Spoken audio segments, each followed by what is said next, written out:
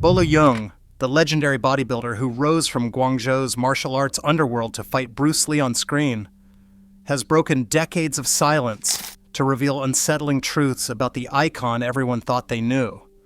He says Bruce Lee was plagued by self-doubt, driven to exhaustion by perfection, and haunted by moments of crushing insecurity, even as he transformed cinema forever.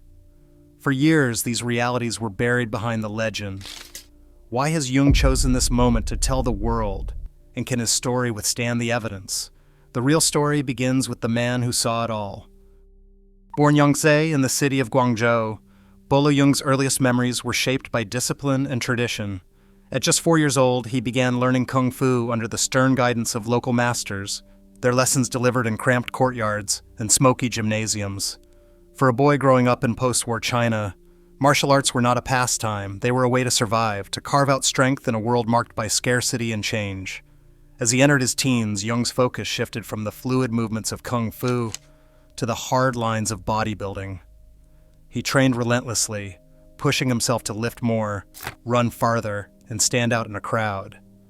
By his early 20s, Yeung had become one of China's most formidable powerlifters, his physique drawing stares and whispers wherever he went.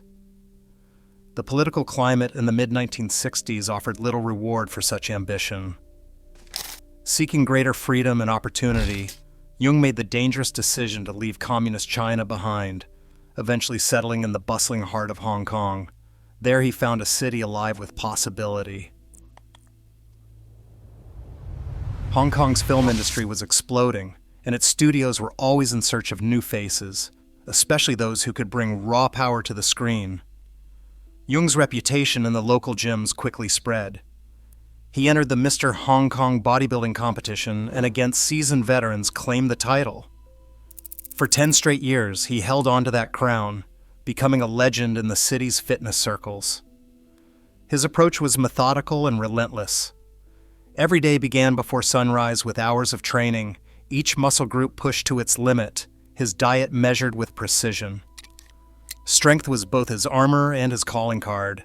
It was this remarkable blend of martial arts skill and physical dominance that caught the attention of the Shaw Brothers studio around 1970.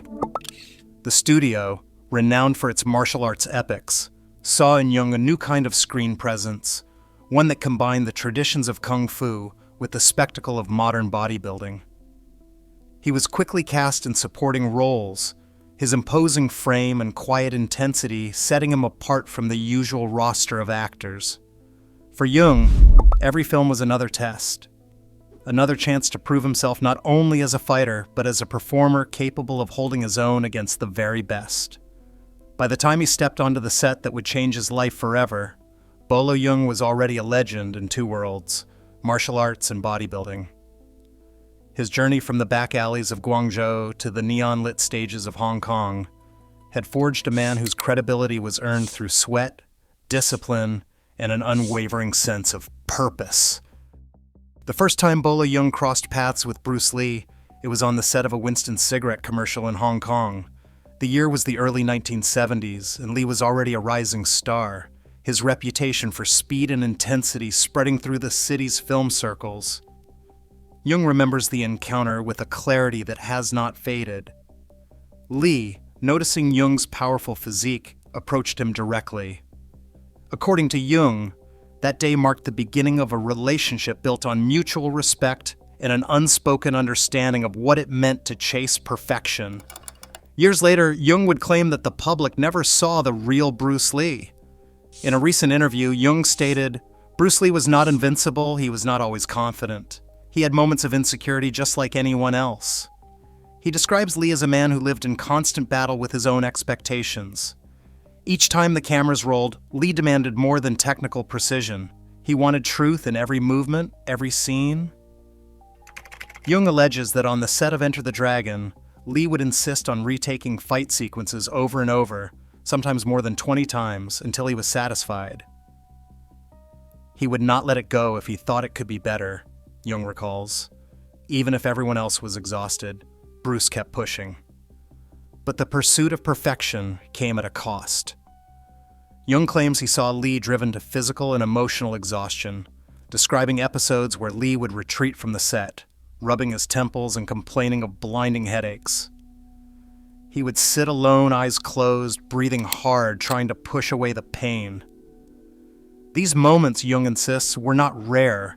He attributes them to the relentless pressure Lee felt, not just to deliver for the studio, but to prove himself as an Asian actor in a world that doubted him at every turn. Yeung's allegations are blunt. Lee suffered from self-doubt, was haunted by a fear of failure, and pushed himself so hard that it affected his health. He claims the burden of being a pioneer, facing Western stereotypes and carrying the hopes of an entire community, was heavier than anyone outside their circle could imagine. For decades, Yeung stayed silent about what he witnessed. Now his words invite questions that demand answers, and his claims stand ready for scrutiny.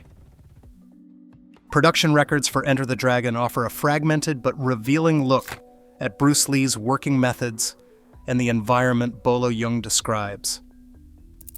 The official budget for the film stood at $850,000, a significant sum for a martial arts production in 1973.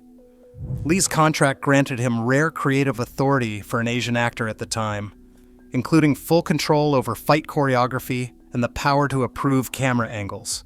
Crew members recall that Lee insisted on authenticity, sometimes requiring repeated takes to capture the speed and impact he wanted.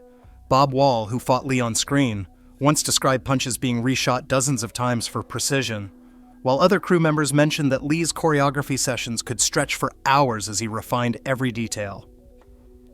Yet when it comes to the specific claim that fight scenes were shot more than 20 times, the paper trail runs thin.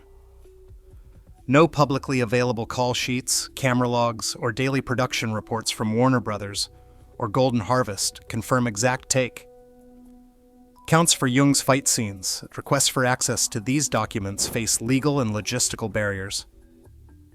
Warner Brothers archives and the Hong Kong Film Archive hold the original production files, but access is restricted and often requires formal applications or on-site visits. Outtake footage and behind-the-scenes stills exist in private collections, but they focus on alternate angles, not take numbers.